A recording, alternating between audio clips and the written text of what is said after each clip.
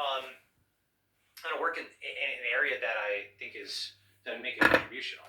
Exactly, the main player in the away game, which is Dr. Jackson right now. But people like yourself have a massive role to play. Sure. I mean, I think in terms of like Israel does a lot of stuff with its diaspora. Right. So organizing diaspora, I think, is going to be very important in that internet land that we. Oh. Yes. Damn. Right. So the internet Indian will be a very big part of this century. Can you kind of draw out a practical version of that picture? Yeah. What does that mean? Right. So first is, it's just Indians on the ground in every country that, basically, on every country in the world, maybe other than China, will just become more and more influential. And here's how I think about that. As I said, there's like 7 million Indians abroad now. And you look at their income and education stats, and they're doing quite well. Okay. And they were basically completely non-existent in 1960. So in 50 years, the unlock has been really powerful. And the question is, now we've got 1.4 billion Indians, and on the order of 1 billion have gotten online, and we're going to get all of them online pretty soon. Okay. And then the question is, what percentage of those can play at the same level of the 7 million abroad? Okay. I actually think it's conservative to say 5%. 5% I think is, because there's some degree of selective migration, right? It's doctors who made it abroad or engineers, okay? But even if it's only 5%, and I think that's conservative, okay?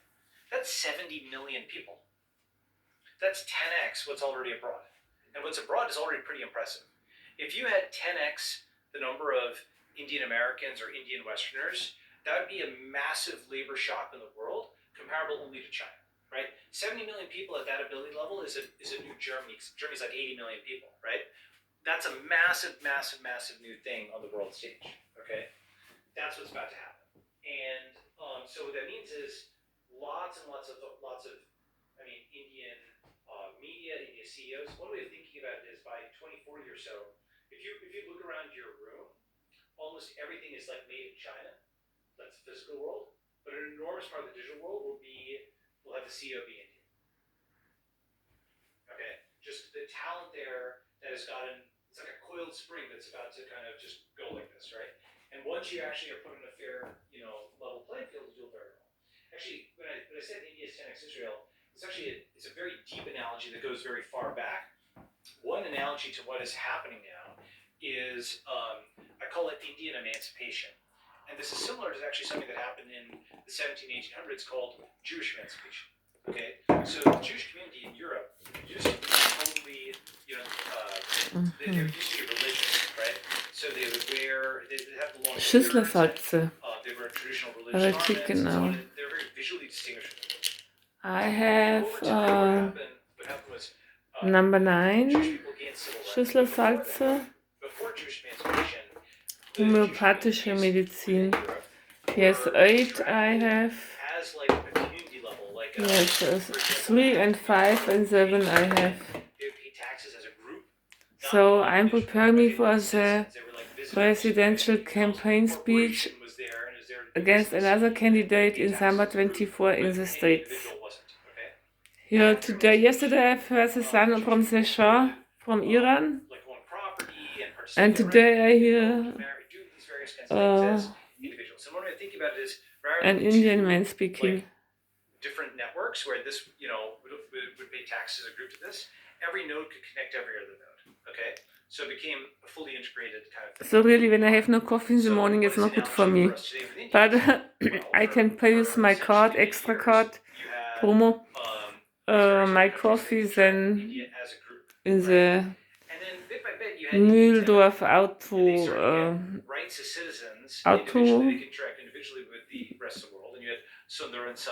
Also exactly the Flixbus station is by a Tankstelle. Anybody else in the world, peer to peer, directly, right? You don't have to go through a state. You don't have to do it as a group. You can prove yourself as an individual, right? That is Indian emancipation. Very similar to yes, exactly. Address you can have in your head. That's the thing always. Jewish people that didn't have opportunity because they didn't have the full rights of citizens, right?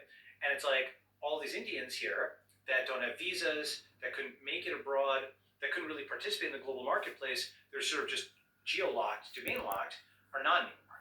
I must Google Tankstelle.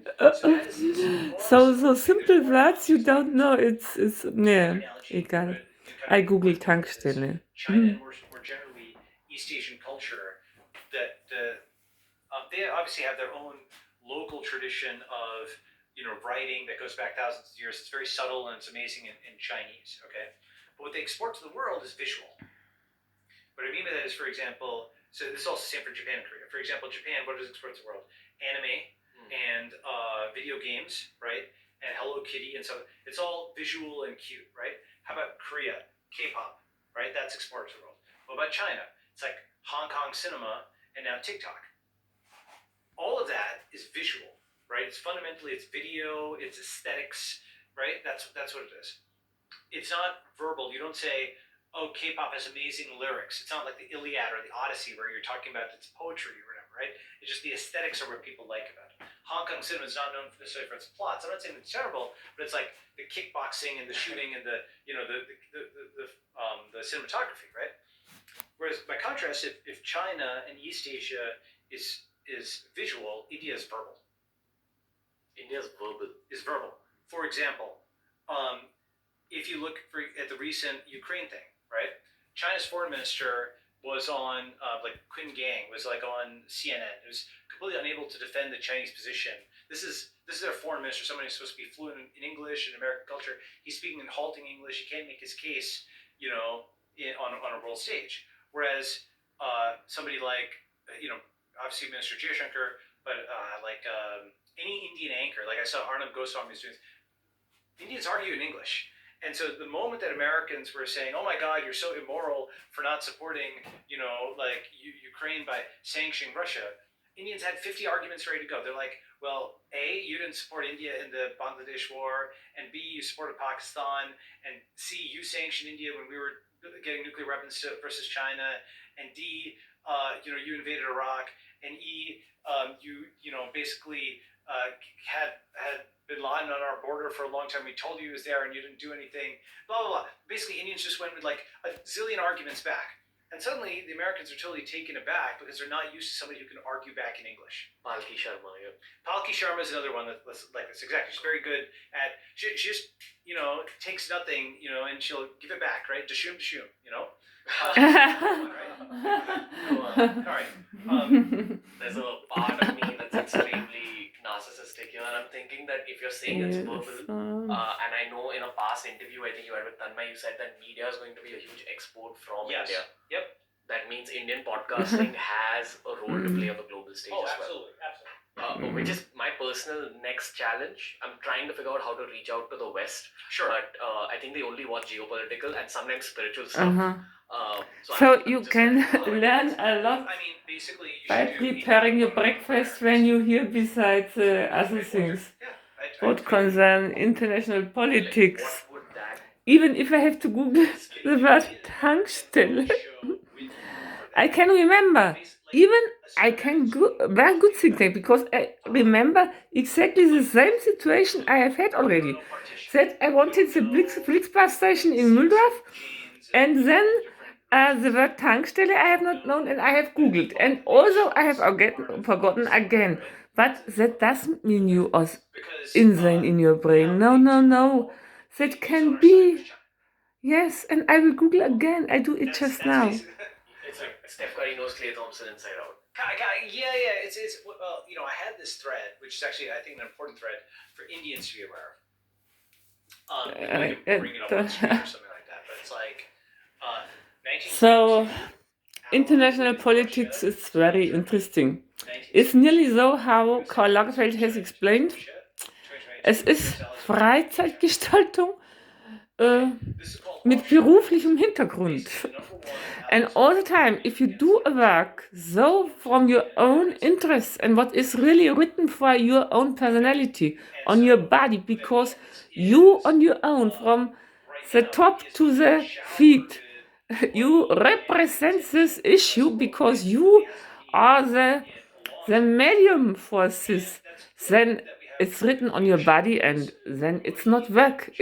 You could do it day and night, and even it disturbs you when somebody comes and wants something, because you have these frequencies, this music, this rhythms, this speaking, this artificial intelligence. Yes, sorry, I have never studied such things, but statistic, I have been there in Salzburg, believe me.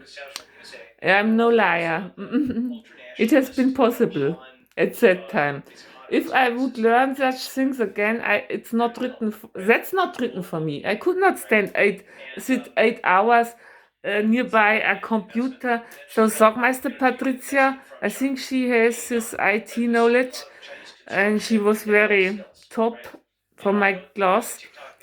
She was in the States. Her husband, they have made a container with the furniture, and she bought her parents a house in Swiss. She's girlfriend from Lübblinger Susanne in Passau, Heibach, and she came with the private jet. She bought a house for her parents, and also in Swiss, where she has been. She got, I think, at least cash then netto 15,000 euro each month. But that Patricia Kansas. She all the time only learning. And not only so. And then such people, my sister could also, but I cannot. From my emotions, from my power, I think I am Taurus. I have something as an artist, even if I've never studied it. So I could not sit 8 hours in front of a computer. That's not written for me. Yeah, I mean, human rights is invoked selectively by America, and to delegitimize its next target, right? And it's something where when it's convenient, okay, you'll do a deal. Like there's a bunch of countries around the world that'll do a deal with them, and they'll suspend the human rights thing. Like, okay, pragmatism takes place. Well, pragmatism takes place sometimes. It's really takes place all the time, which is fine. I actually don't think even the term human rights steals a lot of bases, right? Because it's like I must take the camera a little bit more so that I can see the brain. Can I see? I have not my glasses here on my eyes, so I cannot judge if you can see it exactly because I have not the glasses here, but I think you can read.